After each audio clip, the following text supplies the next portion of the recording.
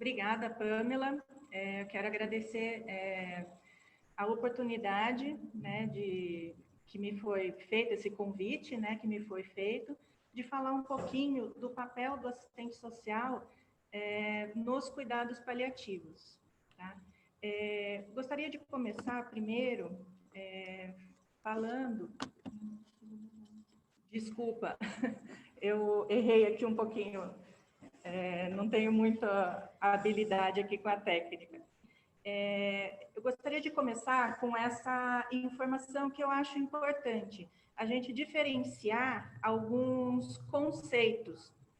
O primeiro, o que é o serviço social, né, que é uma profissão de nível superior regulamentada por lei. Depois, o assistente social, ele é o profissional graduado em serviço social com registro em seu conselho de classe. A assistência social, que é diferente desses dois, porque ele é uma política pública prevista em Constituição Federal, e ela embasa os direitos dos cidadãos. A assistência social é como a política da saúde, a política da educação, da previdência. Tá? E ela é uma das áreas de trabalho do assistente social. E o assistencialismo, que é a forma, é a oferta de algum produto, algum serviço, por meio de uma doação, de um favor, de uma benesse, de uma boa vontade, né? E que não constitui um direito do cidadão. Isso não, você fazer uma doação não vai ajudar aquele cidadão, aquele usuário de forma contínua. Feita essa diferenciação dos significados, vou compartilhar um pouquinho sobre a minha experiência, né, profissional na equipe de cuidados paliativos. Onde a gente encontra o serviço social nas equipes de cuidado paliativo? Né? Onde as equipes estiverem. Então, no hospital, né, trabalhando no ambulatório, nas enfermarias, no serviço público, no serviço privado, na assistência dentro, né, do próprio domicílio dos pacientes, nas casas de repouso, né, falando um pouquinho, né, essa questão de local, as casas de repouso, como a gente está falando, né, de idosos. Então, assim, não é porque ele está institucionalizado, não é porque aquela família precisou lançar a mão desse local, né, ou porque não conseguiu cuidar, ou porque não tinha, naquele momento, a disponibilidade para cuidar daquele doente, não é por isso que a gente não vai cuidar dele nas casas de repouso ou nos hospices. Então, aqui, a atuação do serviço social, ela está diretamente relacionada às condições concretas da vida da pessoa que está doente. É importante a gente entender como esse paciente, como essa pessoa, ela encara o processo de adoecimento, né? Por isso que eu falo que ela está diretamente relacionada ao paciente. A gente precisa conhecer o paciente, saber o que ele pensa, quais são seus valores, quais são suas crenças, principalmente, né, agora nesse tempo de pandemia, de Covid, entender como é o funcionamento da família, de onde vem a renda para manter esse paciente em casa ou na casa de repouso, que impacto isso vai ter na sua família, o adoecimento vai ter na família, né? O assistente social, ele é um profissional que vai conseguir, com mais agilidade, talvez, né, por causa da sua escuta, por causa da sua forma de trabalhar mesmo, vai conseguir trazer com mais expertise as questões sociais, as questões familiares, as questões econômicas dessa família, né? Como que vai ser o enfrentamento, né? Falando um pouquinho assim mais de família, ela mereceria aí um adendo, uma parte, porque a família como a gente conhece não é igual à minha, né? A sua família é diferente da família do seu vizinho, né? É diferente das famílias com as quais a gente trabalha. Hoje, família não é a esposa, o marido, filhos, né? E os agregados, né? A família, ela está constituída de uma forma diferente, né? A família pode não aceitar aquele paciente doente, ela pode não se sentir obrigada a cuidar daquele paciente, né, daquele seu ente, nem sempre o ente tão querido, amada da família, né? Então, a gente precisa tomar muito cuidado em não julgar aquela família, né? Quando a gente vai, principalmente a gente entra na casa das pessoas, na assistência domiciliar, não julgar, tá? A família que o paciente tem é aquela. A partir daí, o que é que a gente pode contribuir, né? Aonde que a gente pode ajudar? Com relação à rede de apoio, o assistente social, ele vai, quando ele conhece a família e ele estuda essa família, ele vai entender, talvez, que não seja aquela família nuclear que vai ajudar nos cuidados, que vai estar ali no apoio. Então, é importante, né, a nossa atuação na rede de apoio. Conhecer essa rede pode ser vir de um vizinho, de uma instituição próxima à casa, das instituições religiosas, as quais o paciente faz parte. Então, assim, essa rede de apoio, ela vai ser tão importante quanto conhecer a rede de apoio vai ser tão importante quanto conhecer a família e a sua dinâmica. Quanto às instituições onde os serviços estão, é muito importante nós, né, do serviço social, nós assistentes sociais, entendermos como os serviços funcionam. Quais os limites, quais as possibilidades que oferecem, principalmente quando a gente precisa fazer os encaminhamentos necessários, né? Nós vimos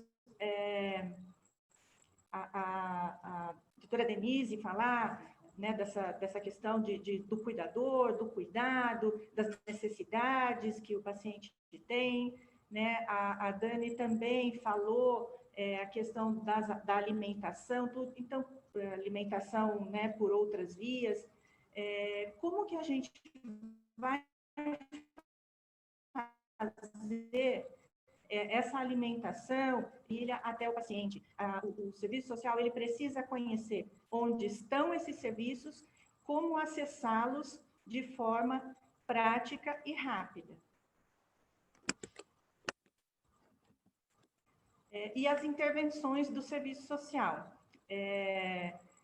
Nós, como os assistentes sociais, precisam buscar o máximo de informações e orientações legais e burocráticas. Aqui eu chamo a atenção um pouco sobre a documentação civil, né? A gente precisa entender se aquele paciente ele está com toda a documentação. Por exemplo, é um paciente idoso, aposentado, ele fez prova de vida, ele está se ele está afastado das suas funções, o INSS está pagando, fez perícia, está agendado para quando? Então, a gente tem que tomar muito cuidado e dar muita atenção a essa documentação, porque senão depois fica muito difícil para a família, por exemplo, solicitar, quando o paciente falece, solicitar a pensão por morte para a esposa que fica, né? Então, a gente precisa estar muito atento à documentação.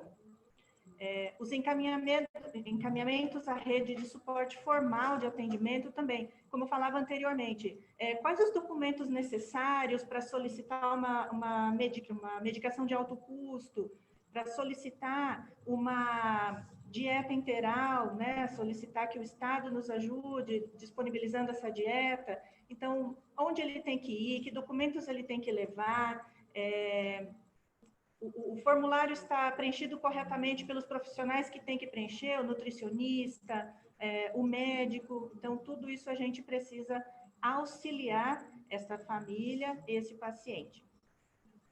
A questão de orientações sobre benefícios sociais e previdenciários, como eu disse um pouco antes, a questão da aposentadoria, se é um paciente já idoso, se ele está aposentado, né, se é um paciente mais jovem, se ele está afastado, então isso é uma intervenção que o serviço social precisa fazer. Ele precisa, né, o profissional precisa conhecer essas questões para poder orientar o paciente.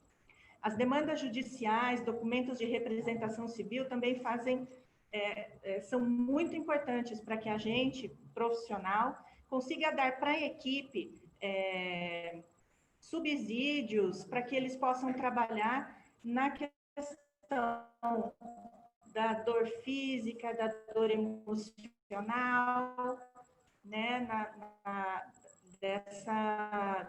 da dor total, né? Então, já que a gente consegue fazer esses encaminhamentos, já que a gente consegue identificar a necessidade dessa documentação, tudo, então, né, que a gente faça da melhor forma possível, tá? Aqui, nas demandas judiciais, a gente fala muito assim, a questão do idoso, se ele ainda é autônomo, se ele ainda consegue decidir por si, ou se não, aí a gente, né, tem que fazer o encaminhamento, né, fazer a orientação para que a família o represente. E isso é de forma, com documentação de curatela, se é uma criança, a documentação de tutela, né, se uma simples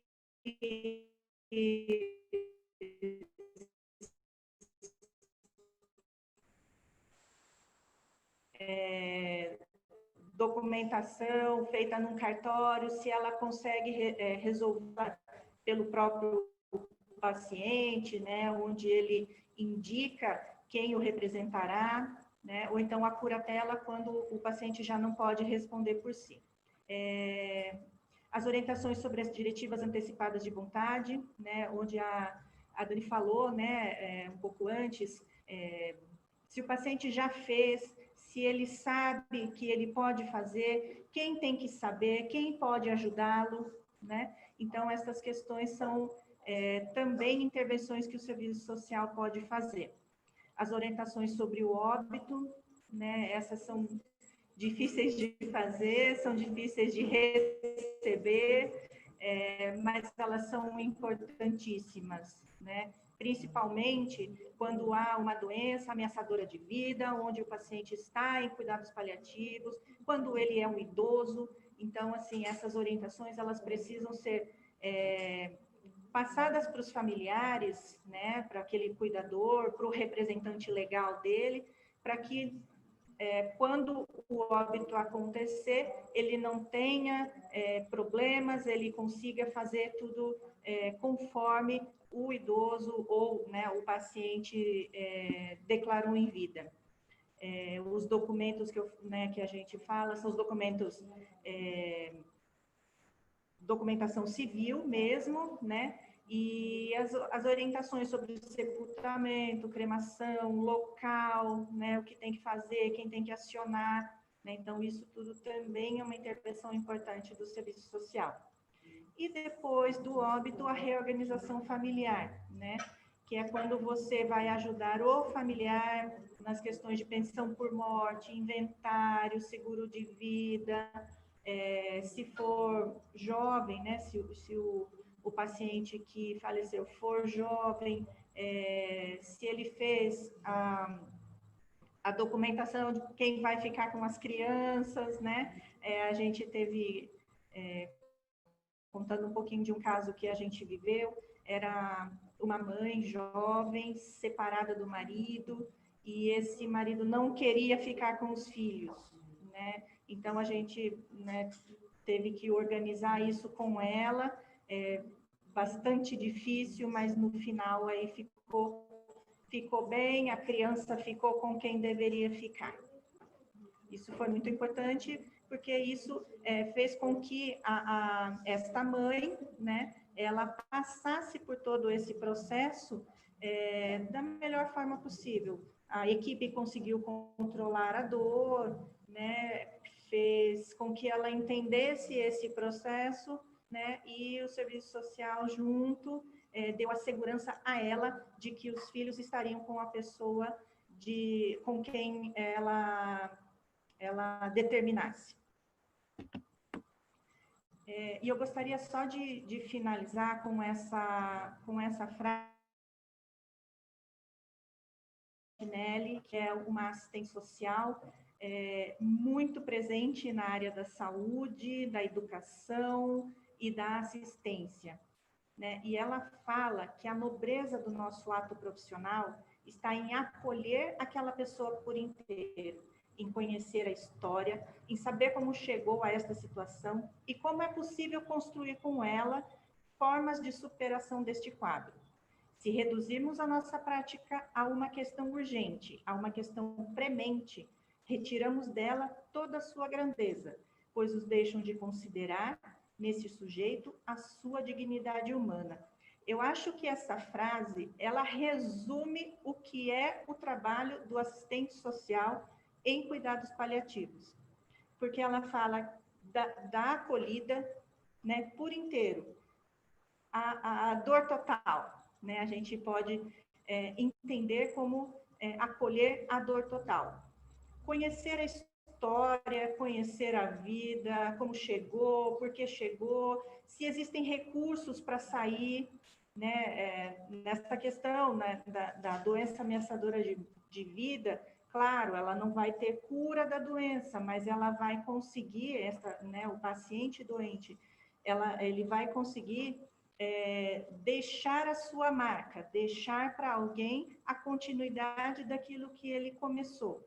Então, por isso, é muito importante que nós, do serviço social, instrumentalizemos a família e a nossa equipe para que ela possa né, para que nós possamos juntos construir essa forma de superação. Eu quero muito agradecer novamente a oportunidade de estar aqui e falar um pouquinho do serviço social, muito brevemente, mas assim, aquilo que for importante a gente saber. Onde procurá-lo, né, aonde ele pode atuar, em que ele pode ajudar, né? Esse profissional vai estar sempre junto com a equipe, né? Para conseguir ser a interface da equipe com a equipe de atendimento com o doente. Muito obrigada. Muito obrigada, Sheila, por esclarecer questões tão delicadas, né, sobre como lidar